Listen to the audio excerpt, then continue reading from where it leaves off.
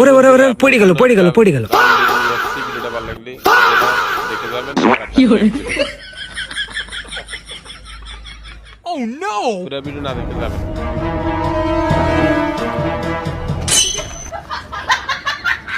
কি চাচা ও অসময় চলে আসলাম, রাগ করলা? না তাহলে আমি এখন তোর কয়টা কথা কব, সত্যি কথা কবিন তো?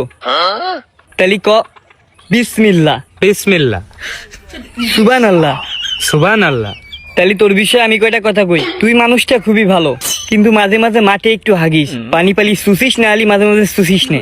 আমি কি ভুল বললাম? না আমার কথা কি রাগ করলি? না হ্যাঁ, রাগ করা যাবে না, কারণ ভালো মানুষ কখনো রাগ করে না। তোর চোখের দিকে তাকালে আমি বুঝতে পারতেছি তুই মাঝে মাঝে দুই এক টান দিস। কি রাগ করলি? না তোরে দেখে আমি বুঝে ফেলেছি আমার মানুষ চিনতে একদম ভুল হয় না। আর আমার গুরু আমাকে বলেই দিয়েছে, যাদের একটু চোখ লাল, যারা মাঠে হাগে, এদের মতো বীর পুরুষ আর হয় না। কি রাগ করলি? না আচ্ছা, তুই এই যে মাঠে হাগিস, এই কথা যাই যদি আমি এলাকায় বলে বেড়াই, তাহলে কি তুই রাগ করবি? না। তাহলে আমার গুরুর নাম নিয়ে একবার বল সুবহানাল্লাহ। সুবহানাল্লাহ। নাউজুবিল্লাহ।